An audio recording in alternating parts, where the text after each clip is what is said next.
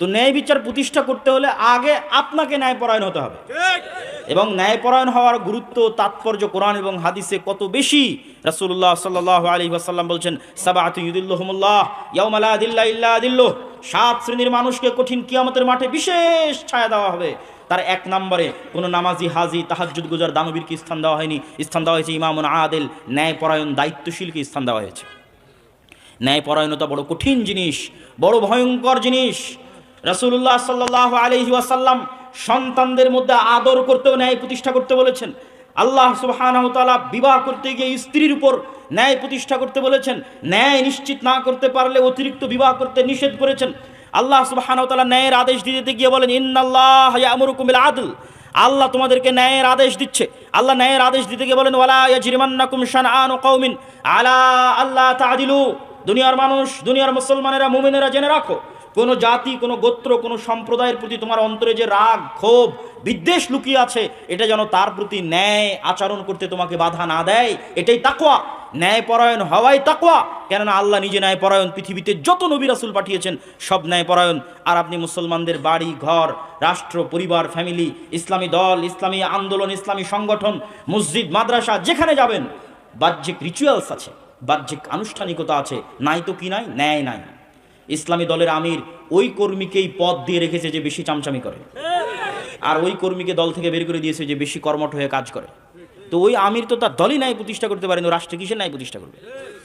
মাদ্রাসার পরিচালক, মসজিদের সভাপতি, তার মসজিদের ইমাম, মুয়াজ্জিন, খাদেম, মাদ্রাসার স্টাফ, দায়িত্বশীল, তাদের প্রতি ন্যায় প্রতিষ্ঠা করতে পারেনি, তো রাষ্ট্রে কিসের ন্যায় প্রতিষ্ঠা করবে? নামাজ আছে, বাহ্যিক আনুষ্ঠানিকতা আছে, কিন্তু নেতা হওয়া যায় না এগুলো দিয়ে। নেতা হতে হলে ন্যায়পরায়ণতা লাগে, নেতা হতে হলে সত্যবাদিতা লাগে। আজকের মুসলমানদের চারিত্রিক অধপতন, মিথ্যা এবং অন্যায়ের দিক থেকে মুসলমানদের চারিত্রিক অধপতন আজ থেকে 1400 বছর পূর্বের মক্কার কাফের মুশরিক কুরাইশদের চাইতে নিম্ন অবস্থায় আছে। আমি বাড়িয়ে বলিনি, দলিল সহ বলতেছি। আজকের মুসলমানদের ব্যক্তিত্ব আবু সুফিয়ান, কাফের মুশরিক অবস্থায় আবু সুফিয়ানের যে ব্যক্তিত্ব ছিল তার চেয়ে নিকৃষ্ট অবস্থায় আছে। আজকের মুসলমানদের ব্যক্তিত্ব আল্লাহর নবীর চাচা আবু তালেবের কাফের মুশরিক অবস্থায় যে ব্যক্তিত্ব, যে শাখসিয়া, যে পার্সোনালিটি, যে ন্যায়পরায়ণতা, যে সত্যবাদিতার উপর প্রতিষ্ঠিত ছিল তার চেয়ে নিম্ন অবস্থায় আছে। আবু সুফিয়ান যখন কাফের অবস্থায়, তখন বাদশাহ হিরাক্লিয়াস আবু সুফিয়ানকে জিজ্ঞেস করছে জেরুজালেমে বসে। জেরুজালেমে আবু সুফিয়ানকে জিজ্ঞেস করা হচ্ছে, বাদশাহ হিরাক্লিয়াস জিজ্ঞেস করছে, না কোনো ফোন আছে, না কোনো ক্যামেরা আছে, না কোনো লাইভ আছে, না কোনো রেকর্ডার আছে, আর আবু সুফিয়ানকে জিজ্ঞেস করা হচ্ছে তার চিরশত্রু সম্পর্কে।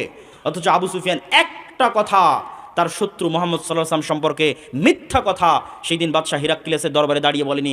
আজকে আপনি আপনার বাংলাদেশের যে কোনো রাজনৈতিক নেতাকে তার বিপরীত রাজনৈতিক দলের নেতা সম্পর্কে জিজ্ঞেস করে দেখেন, যা বলবে 16 আনাই মিথ্যা। কেননা এই গণতান্ত্রিক রাজনীতি টিকেই আছে মিথ্যার উপর। এখানে মিথ্যুক না হলে আপনি রাজনীতি করতে পারবেন না, আর মিথ্যুক কখনো নেতা হতে পারে না। নেতৃত্বের গুণ মুসলমানদের ওখানেই হারিয়ে গেছে। আমেরিকা, ইউরোপ গিয়ে দেখেন মুসলমানেরা কাফের মুশরিকের কাছে মিথ্যা বলছে 2 টাকা বেশি পাওয়ার জন্য, মিথ্যার উপর প্রতিষ্ঠিত হয়ে আছে। রূপগঞ্জের মানুষকে দেখেছি গত নির্বাচনের সময় যে সব এমপির কাছ থেকে টাকা নিয়ে বলেছে তাকে ভোট দিবে। মিথ্যুক। মুসলমানদের বেসিক যে গুণ, সেই গুণ তারা হারিয়ে ফেলেছে। কেমনে তারা নেতা হবে? কেমনে তারা কল্পনা করে যে ইসলামকে তারা রাষ্ট্র ক্ষমতায় প্রতিষ্ঠিত করবে? কেমনে, কোন দিক থেকে, কোন সেন্সে? রাসূলুল্লাহ সাল্লাল্লাহু আলাইহি ওয়াসাল্লাম বলেন, সালাসুন মান কুন্না ফিহি, 3টে বৈশিষ্ট্য যার মধ্যে থাকবে সে মুনাফিকান খালিসা, খাঁটি মুনাফিক। ইজা হাদ্দাসা কাযাবা, কথা বললে মিথ্যা বলে, ওয়াদা করলে ভঙ্গ করে, আর দায়িত্ব দেওয়া হলে দায়িত্বের খেয়ানত করে। যখন দায়িত্ব দেওয়া হয় সেই দায়িত্বের খেয়ানত করে, সব হচ্ছে মুনাফিক। আপনি কত ওসি, ডিসি, এসপি, মন্ত্রী, মিনিস্টার, এসিলেন্ট, সাব রেজিস্ট্রার নেবেন যারা নামাজি, আল্লাহওয়ালা, হাজি, কিন্তু সে যে পদে দায়িত্ব পালন করছে ওই দায়িত্বের সাথে খেয়ানত করতেছে। কিন্তু আমরা তাদেরকে বুঝাতে পারিনি ইসলাম কি। বুঝাতে না পারার কারণে মানুষ বলে যে আমি প্রশ্ন ফাঁসের টাকা আল্লাহর রাস্তায় দান করব। কেমনে বলে? এটা আমাদের ব্যর্থতা। আমরা যারা দায়ী, আলেম, ওলামা, তাদের ব্যর্থতা। একজন এসিল্যান্ড, একজন সাব রেজিস্ট্রার তার দায়িত্বের জায়গায় খেয়ানত করে কেমনে কল্পনা করে যে ওই দায়িত্বের খেয়ানতের মাধ্যমে যে অর্থ উপার্জন করেছে সেই অর্থ আল্লাহর রাস্তায় দান করে সে জান্নাতে যাবে? অথচ আল্লাহর নবী বলে গেছে সে মুনাফিক। কি বলে গেছে?